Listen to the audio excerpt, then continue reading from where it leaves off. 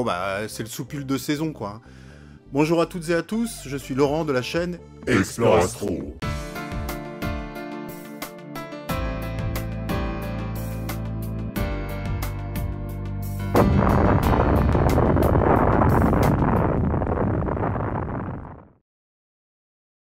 Comme promis, je vous sors un épisode sur les filtres duo-band, comment séparer les couches. Alors il y a une façon de le faire avec Cyril qui est très efficace. Vous verrez, ça va beaucoup plus vite, on se prend moins la tête. Alors pour être honnête, moi je fais beaucoup plus de SHO, j'ai fait du duo-band dans le passé, un peu moins maintenant, mais je vais m'y remettre. Et vous verrez qu'avec PixInsight, on peut également séparer les couches. Je préfère personnellement utiliser la méthode dans la vidéo précédente où vous pouvez faire le pré-traitement de façon manuelle. Je trouve qu'on obtient un nettement meilleur résultat. Mais bon, évidemment, c'est beaucoup plus long si vous êtes pris par le temps, si vous ne cherchez pas forcément la perfection absolue, ce qui est loin d'être mes images, évidemment, mais bon, ça vous permettrait d'obtenir un résultat, je pense, plus satisfaisant. À tester, vous pouvez tester les deux. Je l'ai fait souvent sur différentes images. Je vous dis à tout à l'heure, et puis bonne vidéo.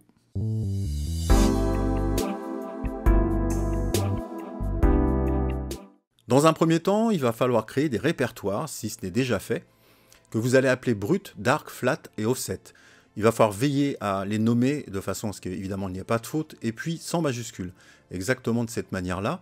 B-R-U-T-E-S pour les lights, dark, D-A-R-K-S, flat, F-L-A-T-S, et offset, O-2-F-S-E-T-S. Je vous le dis parce que si vous ne voyez pas assez clair, si je n'ai pas assez zoomé, dans lequel évidemment vous allez mettre vos lights dans les bruts et puis vos darks et ainsi de suite, de façon à ce que le logiciel puisse les utiliser, les reconnaître et utiliser son process. Ensuite, je me rends dans le logiciel Cyril. Je vais indiquer à Cyril le répertoire dans lequel se trouvent les fichiers dont il a besoin. Je clique ici dans la petite maison bleue. Il me fait une ouverture de sélectionner dossier. Je vais chercher mes répertoires dans lesquels se trouvent mes dossiers. Ici, je les avais mis dans pré-traitement. Et vous voyez ici, on a nos brut, dark, offset. On fait tout simplement ouvrir, ce qui indique le chemin donc à Cyril. Je vais ensuite dans script, ici, en bleu, et je fais couleur, extraction HAO3. Et là, il va travailler. En général, ça ne prend pas beaucoup de temps. Il a terminé, vous voyez que ça a été très rapide, temps d'exécution total 1 minute 58. Et je peux m'apercevoir dans mon répertoire, ici, qui m'a créé donc une image HA et une image O3, qu'on va pouvoir utiliser soit dans ce logiciel, ou soit dans, nous en l'occurrence, sur PixInsight.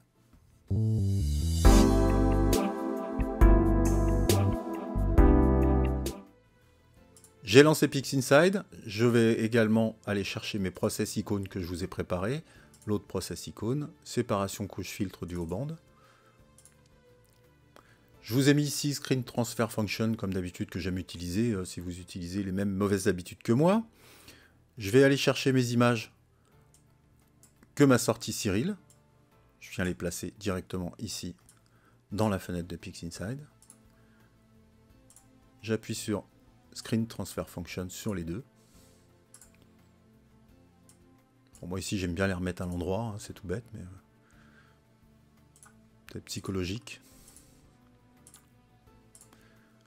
On a notre résultat O3, notre résultat HA.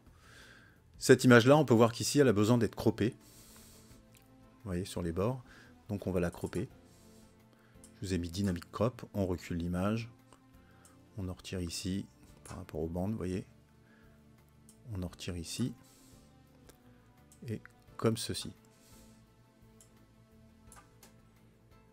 Alors, avant d'utiliser le Dynamic Crop sur cette image, on va aller avec le petit carré ici, le petit triangle, pardon, aller la placer dans le H3 de façon à ce que l'image soit cadrée exactement à l'identique. Et ensuite, si vous avez l'habitude, vous cliquez sur la petite croix ici. On replace nos images correctement. On peut voir si on les superpose. Eh bien, elles sont bonnes. À ce niveau-là, bien, vous pouvez retravailler donc sur votre fond de ciel avec ABE, DBE, le noise également sur vos images, c'est l'idéal. Moi, j'aime bien les assembler quand elles sont déjà délinéarisées. Alors soit vous utilisez le script que je vous avais indiqué dans l'épisode qui s'affiche en bas, en haut à gauche de votre écran, Utilities, des linéaires directement. Ou sinon on va souvent poser la question, donc je vous le remontre. On peut faire également comme ceci, on va sur l'image, on fait Histogram Transformation ici, on prend le petit triangle de Screen Transfer Function qu'on vient mettre juste en dessous de Histogram Transformation, on réutilise le triangle de Histogram Transformation qu'on va mettre sur l'image à délinéariser, et ensuite on appuie sur Reset ici dans Screen Transfer Function, et votre image est délinéarisée. On peut également travailler hein, évidemment sur l'histogramme, comme ceci. Après vous travaillerez en fonction de vos images.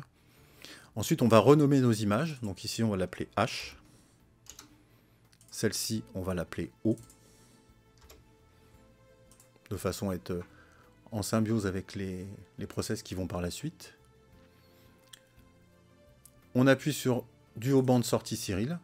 Vous voyez, dans R, j'ai mis H, j'ai mis 50% de H, 50% de O. Et bon, dans B, la couche O. On appuie sur le carré, il va nous ressortir une image couleur. Cette image-là, on va s'en servir pour extraire la couche luminance. Je vous l'ai repris ici dans le petit dé rouge. Extraire la L du résultat obtenu et renommer S. J'extrais la L ici en cliquant sur Extract Ciel SIE, pardon, L componente.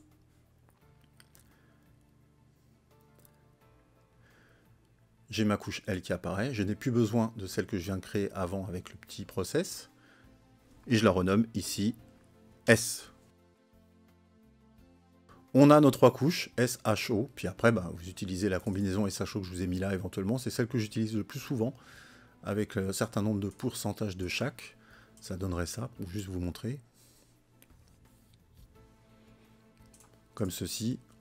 Ou alors vous pouvez utiliser, comme je vous ai également indiqué dans un autre process, comment installer ici tous ces scripts, multi-channel synthesis, SHOAIP. Et puis vous mettrez un certain nombre de pourcentages, en fait, de chaque couche, en indiquant évidemment quelle est la S, quelle est la H, quelle est la O. Et vous n'avez plus qu'à travailler sur vos images. Indépendamment, vous retraitez la S qui a été obtenue, vous mettez le bon histogramme, et puis ensuite, il n'y a plus qu'à assembler de cette façon-là.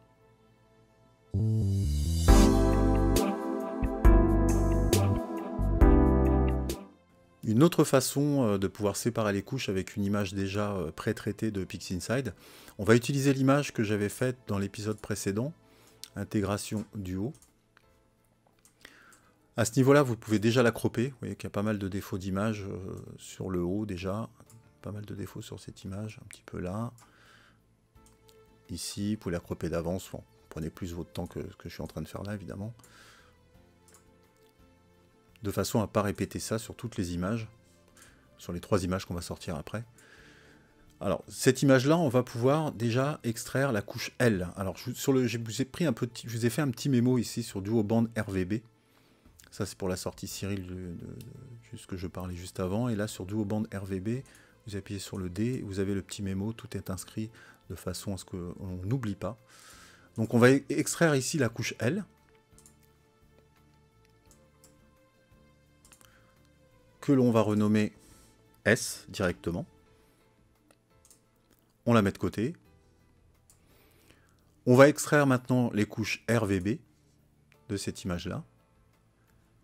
Bon, je fais un Screen Transfer Function juste pour la forme. Normalement, il n'y a même pas besoin de le faire. La couche R, on va pouvoir la renommer directement H. Comme ceci. Je la mets de côté pour l'instant.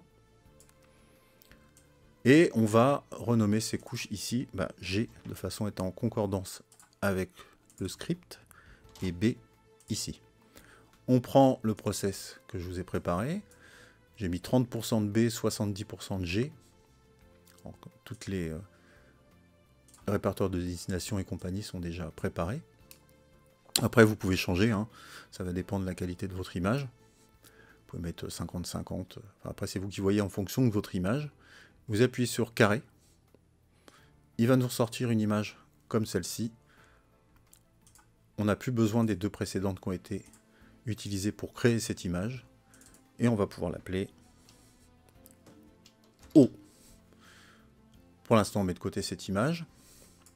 Ensuite, moi, comme je disais tout à l'heure, je préfère travailler avec des images déjà délinéarisées. Bon, dans un premier temps, ici, vous faites votre fond de ciel, des noise comme d'habitude, et puis ensuite, vous allez pouvoir délinéariser votre image.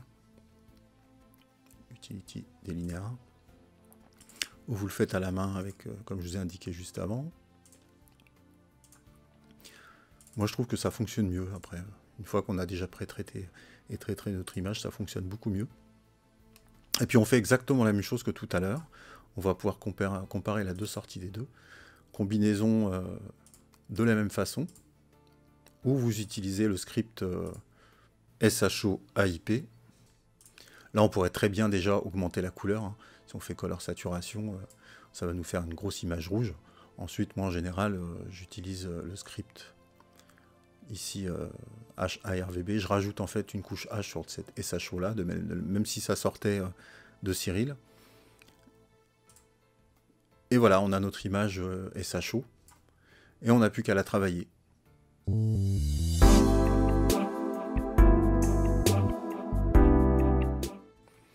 Je vous ai rajouté en cours de route la color saturation, juste pour vous montrer qu'on a besoin simplement, pour l'instant, de saturer un peu notre image au niveau couleur, pour donner aussi une couleur aux étoiles. Hein. Vous travaillez avec ou sans, hein. Moi souvent je travaille sans, ça va dépendre combien il y a d'étoiles en fait dessus.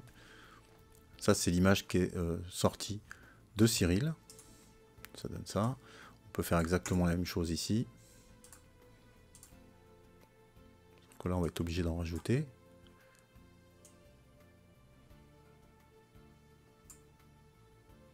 Ça n'empêche pas de le faire plusieurs fois.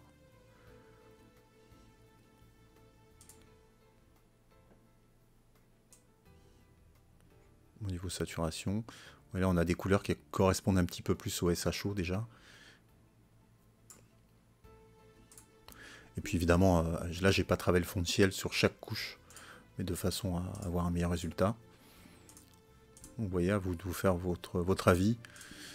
Bon, là, sachant qu'on va pouvoir également débruiter l'image. Moi, je préférerais travailler sur cette image, pour être honnête. Mais bon, ça m'arrive pour des raisons de rapidité. Et puis, même si vous préférez, hein, pourquoi pas, vous pouvez travailler directement sur l'image sortie Cyril, qui fait déjà de très bons résultats. On peut noter qu'il nous a gardé certains IFN autour. Et puis, bah, là, on va pouvoir travailler également sur cette image terminée de PixInsight. Pour vous donner une idée hein, voilà ce qu'on peut obtenir comme image, sachant que là j'avais viré quand même un petit peu trop d'étoiles, et oui c'est un traitement, je ne faisais pas encore de pré-traitement à l'époque, c'est une image qui date de septembre 2021, voilà ce qu'on peut déjà obtenir au point de vue qualité, au point de vue détail et image, avec aussi peu de prise finalement, sachant que là j'ai utilisé le pré-traitement automatique, là je suis sûr qu'en m'appliquant je peux faire une meilleure image que celle-ci encore en utilisant le pré-traitement, et dont j'ai séparé les couches de cette manière-là. Bon, je n'ai pas eu le temps, pour des raisons personnelles, de sortir la vidéo sur Lascar encore, les FR A400. Là, j'y travaille. Et puis, j'essaie de vous sortir ça juste après. De façon, là, ça va être un petit peu tard pour Noël, si vous vouliez faire ce cadeau-là. En tout cas, déjà, dans un premier temps, sachez que c'est une excellente lunette. Et puis, je vous dis à bientôt pour un autre tuto PixInsight, si vous le souhaitez. Dites-moi en commentaire si éventuellement vous voulez traiter un sujet plus ou moins que l'autre. Et puis, j'essaierai de m'adapter en fonction de vos besoins, de vos désirata. Voilà, si ça vous a plu, si ça vous a été utile, n'hésitez pas, le petit pouce bleu comme d'habitude, l'abonnement si ce n'est déjà fait. Je vous dis à très bientôt et merci de me suivre.